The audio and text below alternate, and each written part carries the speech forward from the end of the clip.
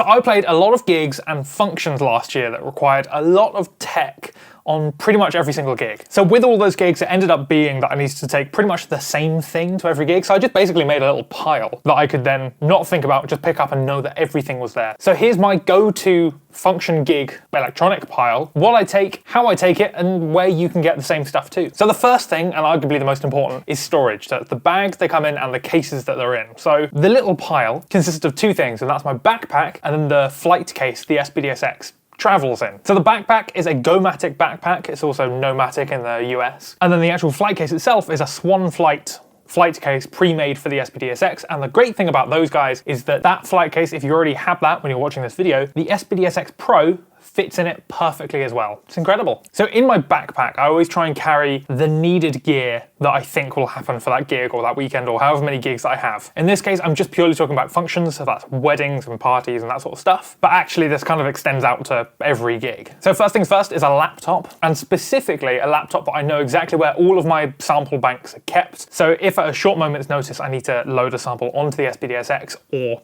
a different piece of electronic, but for now we'll say the SPD-SX, I can do that super quickly and super fast. With that comes a laptop charger and subsequent cables, so in this case a USB-C to B cable to plug into the SPD-SX. Then I've got an iPad Pro with an Apple Pencil because that's how I run all of my charts for the gigs, all of the notation. So if they suddenly throw in a new song half an hour before the gig, which has happened more times than I would like, then I can use my laptop, quickly scribble down essentially a cheat sheet on my iPad using Fourscore, and then I'm good. The panic is over. And then finally, a bunch of USB-C cables, because both my laptop and the iPad are USB-C, a little multi-input power plug, so I can charge all of it, in-ears, and then a spare set of in-ears, because a while ago, the little connector on my 64 audio like cracked, and so the cable came out. And that was halfway through a show. So I had everything in stereo, and then mono, and then in stereo, and then mono, and it was horrible.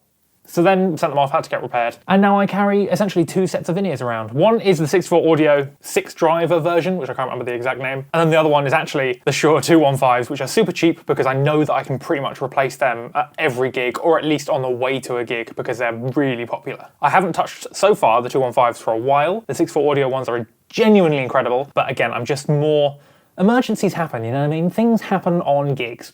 And then outside of that, there's all the normal things I'll carry specifically for that gig. So like a bottle of water, some pens, because they're always handy, and all the other various miscellaneous stuff that isn't necessarily the same on every gig, but would just suit you for when you're packing a backpack, basically. Now that's all the little electronic stuff that I carry in my backpack every time. Moving on to the SPD-SX and the flight case, because I keep all of that together. In the SPD-SX case, I have the SPD-SX, which is surprise, surprise. I did have the Pro in there for a while. Now I'm back to the SPD-SX. I then have the power cable, for whichever pad it is, in this case, the SX, because it just lives in there. A bunch of jack cables for both triggering and to output if I get to the gig and the front of house guys don't have any more jack cables. An XLR to jack for emergencies. So that's in case, again, thinking of like emergency situations, I get there and the front of house guys don't have enough DI boxes because the keyboard player's taken them all. Now it means that, although it's not ideal, at least it now means that we have an output from the SPD-SX. Then I also have the Roland BT1 trigger, which I'll be honest, I've used a handful of times. I don't use it that often. It mostly sort of just rattles around at the bottom of the case there. I've just never taken it out. And every time I see it at a gig, I think, oh, I should take that out. But then I also have the, oh, I might use that this gig. So it just kind of lives there. It's a small enough trigger that it kind of fits there. So. And then the only other thing is a foot switch, because sometimes if you have a gig where you don't have enough room, then you can put the SPD-SX to the side, you can have the BT1, oh look, I am using it, and then a foot switch to change patches or cue clicks, or it's just one of those handy things to have. And annoyingly, I'm filming this after I filmed the B-roll, but I also now do throw in this little guy, which is the Roland RT30K, which is just a kick trigger. And the reason why I have this is ages ago I made a video on making smaller bass drums sound huge. This is what that's for. So I like to output a 50 hertz sample. So if I've got a small drum kit or I have to play quite quietly, but I still want that like party thump in the chest that you get from disco stuff, then it means that I can just put a sample on there, send that through the sub output of the SPD-SX, use one of the jack cables that's in my SPD-SX case, and then give the sound engineer a separate feed that has this 50 hertz sample that is basically low enough frequency that they can send it just out of the subs on the PA, and that's what gives you that like thumping chesty feel. Makes a huge difference. So now one of these actually does now live in that same flight case for those exact reasons. The final two things that I do take every single time, but I do keep them separately, is the SPD-SX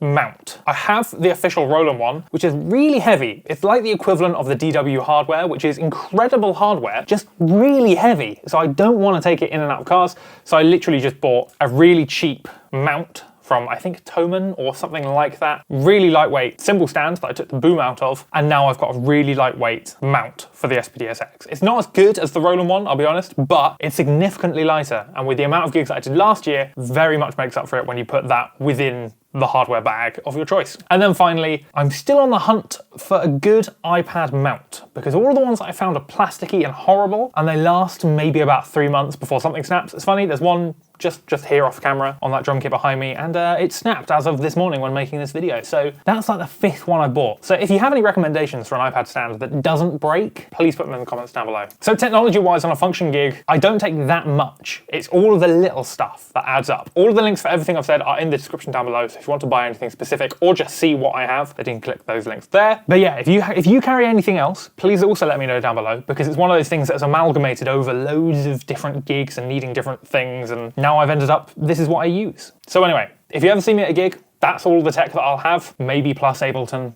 And I hope you have fun packing for, well, your next function gig.